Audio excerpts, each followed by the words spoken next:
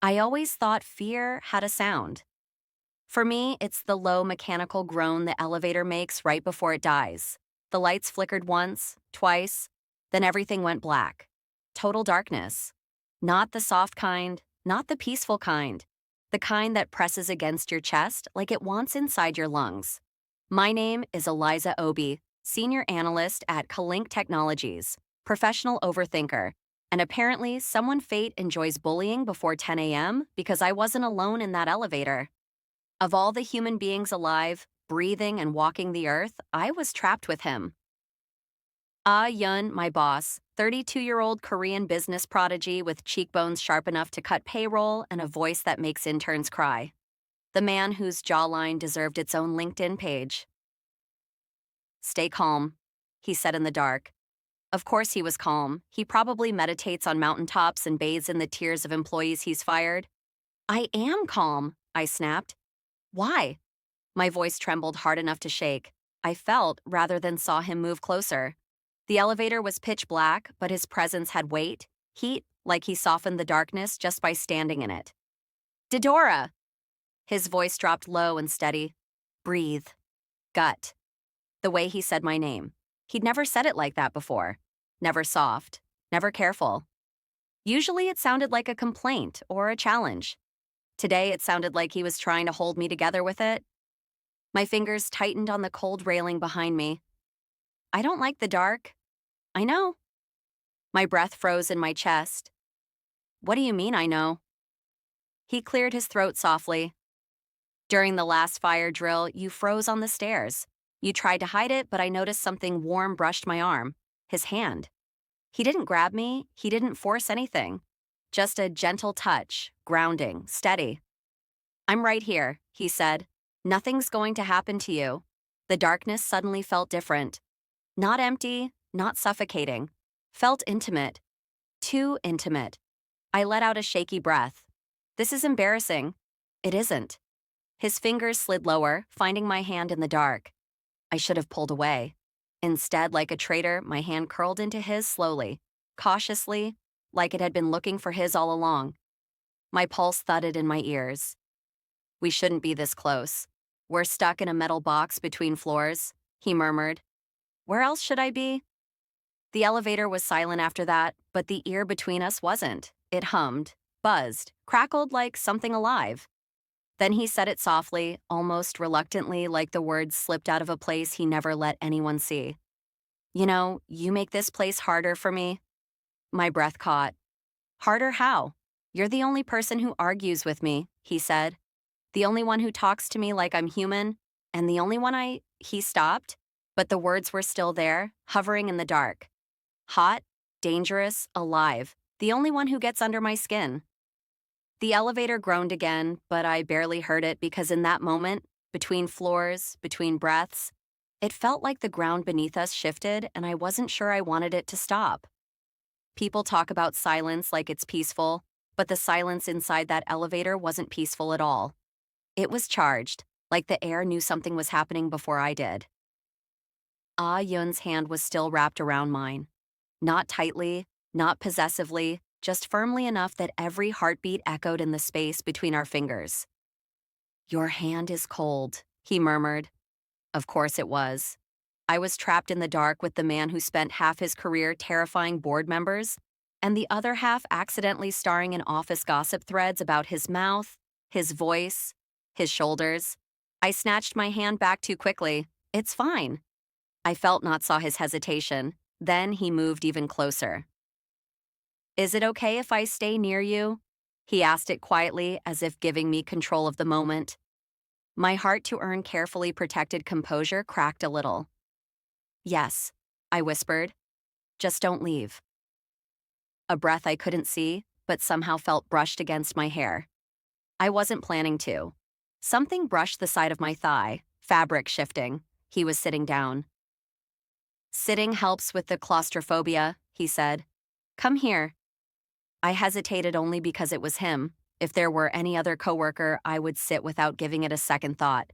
But this was the man I'd spent months exchanging verbal jabs with. The man who glared at me in meetings. The man who always noticed when my hands shook even when I thought no one was watching. Are you seriously sitting on the floor of the elevator? I asked. Yes. A small pause. If you fall on me, I'll survive. Against my better judgment and my pulse. I sat down beside him. My knee brushed his. The tiniest contact, but it felt like a spark leaped straight up my spine. Better? He asked. No, a beat maybe? He chuckled, a sound so low and warm it felt like it vibrated through the dark. You're honest? He said. Brutally so. And you're impossible. Another soft laugh. He shifted again, and suddenly warmth enveloped me. His arms sliding around my shoulders in a slow, hesitant motion like he was giving me time to pull away. I didn't. It shocked me how natural it felt, how his body heat pushed back the cold in the elevator, how my head found the space near his collarbone as if it had been waiting for it.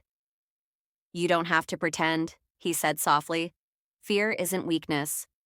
His words hit deeper than they should have. Try telling that to everyone who thinks I'm the loud black woman who doesn't know how to stay quiet. I muttered.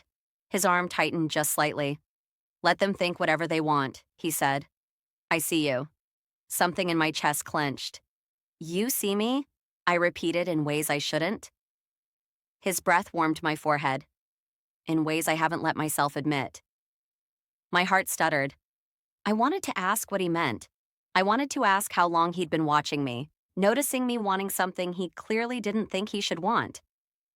But before I could speak, the elevator shuddered violently. A loud metallic groan tore through the shaft.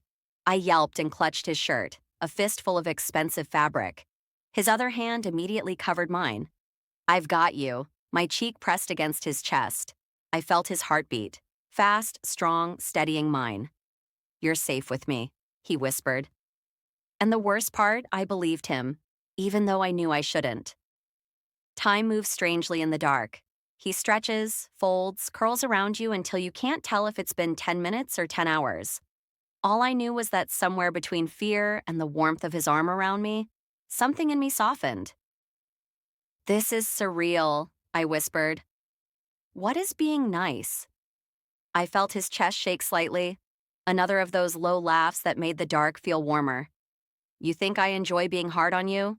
He asked. You're literally my daily stress quota, sir. Don't call me sir, he said immediately. Not here. The seriousness in his tone made my pulse skip. Then what should I call you? He hesitated. I could feel it, his uncertainty pressing into the space between us. Jun, he said finally. Just Yun. The way it left his lips, quiet, intimate, almost vulnerable, made something deep inside me tremble. I'd never used his first name before. No one did. He wore formality like armor. Okay, I whispered. Ayun, he inhaled sharply. Silence fell again, but it wasn't awkward. It was aware, like the air itself leaned closer. Then he spoke softer than before. I wasn't lying earlier about you making things harder for me. My throat tightened. What do you mean? I've been trying to ignore it for months, he said, voice steady but strained. The way you walk into my meetings and challenge me without fear. The way you argue with me like you assume you'll win. The way you look at me like you're trying not to. My breath hitched. Trying not to what? Want me? The words punched the air out of my lungs. I don't. Yes, you do, he said gently. And it scares you. It doesn't scare me, I whispered. Another lie. It scares me, he said, voice barely above a breath. My heart slammed against my ribs. What? That I want someone who sees through me. His thumb brushed the back of my hand, slow searching. That I want someone who challenges me. Someone who doesn't look at my title. Someone who looks at me. My pulse was dizzying. You're my boss, I whispered. This is insane. It is, he agreed softly. But I can't control what I feel when I'm around you. His confession dropped into the small, dark box like a match. Heat spread between us. Slow, dangerous, undeniable. Why are you telling me this now? I asked. He exhaled a shaky sound I'd never expected from him, because I thought I could avoid it. Avoid you? But the truth is? He paused, gathering the courage he never showed anyone. You remind me of the woman I wish I had the nerve to pursue. Everything in me went still. Me that couldn't be real. He was this brilliant, untouchable. I was just me, Ah Yun. His name trembled on my tongue, but before he could answer, before he could close the last few inches of space between us, the elevator jerked violently and the emergency speaker crackled to life. Mr. Yun, Miss Obi, we're beginning extraction now. Sit tight. Extraction. The moment shattered. His hand slid away from mine. His arm dropped from my shoulders.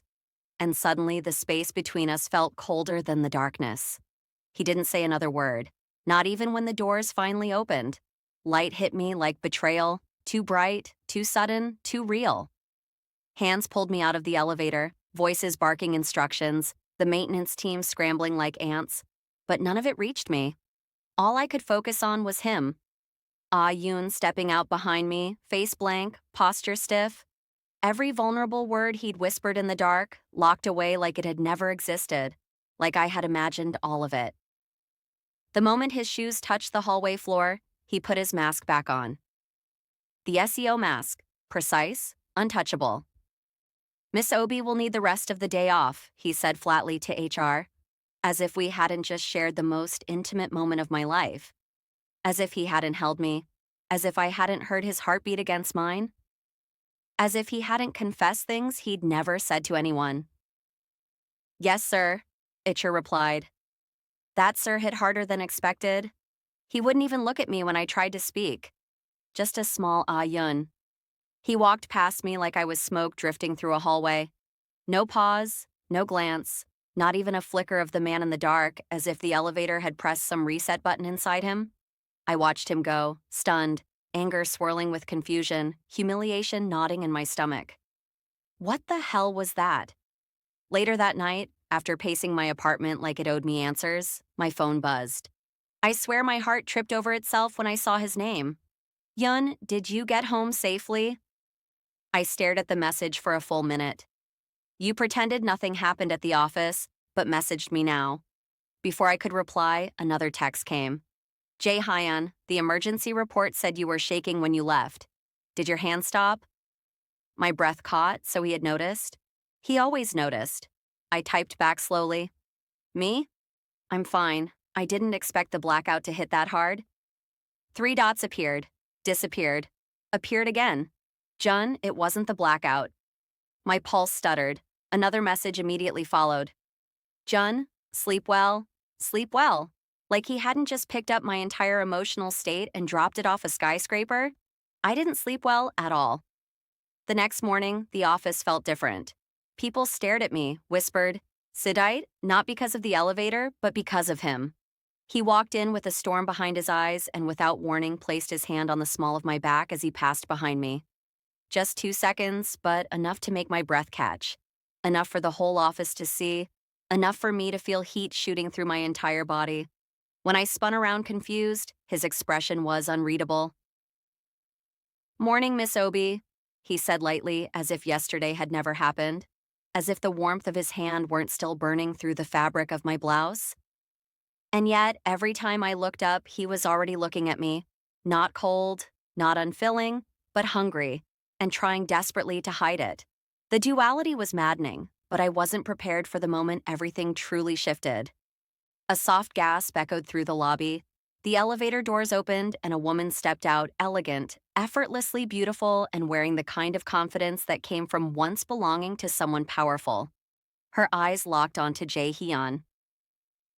Appa, she said softly, like a homecoming. Something inside me dropped because he froze, and that told me everything. The lobby turned to ice. Not literally, but the temperature in that room plummeted the second she stepped out of the elevator. The way everyone stared only confirmed what my gut already sensed. They knew who she was. Everyone did, except me. I looked at Jian, the man who never hesitated, never faltered, never lost composure. He faltered. Appa, she said again, stepping toward him with a smile soft enough to bruise. His jaw clenched barely, but I saw it. Mio, he breathed. I felt the air leave my lungs. Mo, that Mio, the one from Seoul, the ex-fiancé, the board whispered about in hushed conversations. The one everyone assumed he still mourned? She reached him in seconds, sliding her hand around his arm like she belonged there. like she had every right to return and pick up where she left off. "You look tired," she murmured, brushing imaginary dust from his shoulder. "Still overworking, I see." He didn't pull away, but he didn't lean in either. That tiny hesitation was the only thing keeping my heart from shattering. Her gaze finally landed on me, the sessing almost amused. "And who is this?" she asked sweetly. Before I could speak, Jay Hunt answered. Too quickly, too carefully. "She's one of my analysts. One of just one of after everything in that elevator. Those whispers, those confessions." He reduced me to one of my stomach tightened. I forced a polite smile. "Welcome to Kank." Her smile was beautiful, but cruel. "Thank you. I've heard so much about this company." Then with a slight tilt of her head, "Some positions here seem very close to the sea." My breath hitched. He knew or sensed or simply wanted to stake her claim before I could breathe wrong. Gian stiffened subtly. "Mincio," he warned, but it was too late. The damage was done. Hours passed, but the tension didn't. She followed him everywhere. Meetings, hallways, his office, like she was stitching herself back into his life. Every time they passed my desk, I kept my head down. Every time she laughed at something he said, something inside me twisted. By late afternoon, I'd barely eaten. Clear's throat barely breathed. I was packing up to leave when a quiet voice said, "Eliza." I froze. June stood beside my desk, alone this time. His mask cracked just enough for me to see the man from the dark again. "I need to explain." "No," I said softly. "You don't." He stepped closer. Too close for comfort. Too close for safety. I meant everything I said in that elevator. "Do you?" My voice shook against my will. "Because today you acted like none of it happened. Eudora, and now she's here. I said your ex, the woman you were going to marry, and you expect me to believe I'm not just temporary distraction in comparison?" The words tasted like something breaking. He flinched. Actually flinched. Listen to me. But then heels clicked sharply behind him. "Winko, are you coming up?" Her voice was warm. Certain he would follow. He looked between us. Her, me, a man caught between history and possibility, between obligation and want. His throat worked as he swallowed. "This isn't over," he whispered. Maybe it wasn't for him, but for me, felt like it already was. The hallway swallowed his whisper, but it echoed through every inch of me long after he walked away. This isn't over. Maybe he meant it as a promise. Maybe a warning. Maybe both. All I knew was this. The moment those elevator lights went out, something between us ignited. Something neither of us could pretend away, not even with an ex-fiancé standing between us like a ghost resurrected. And whatever happens next, whatever this pull between us becomes, it won't be simple. It won't be safe. And it definitely won't be ordinary because nothing about falling for a Korean co with walls as high as mine. Nothing about the heat between floors 14 and 15 was ever meant to be ordinary. This is only the beginning. If you want more love stories that collide worlds, romance that blends African fire and Asian intensity, and characters who fall hard, dangerously beautifully, subscribe to Afro-Korean Stories. Like this story, share it with someone who loves multicultural romance. Turn on notifications so you never miss the next chapter. Your next obsession is already waiting.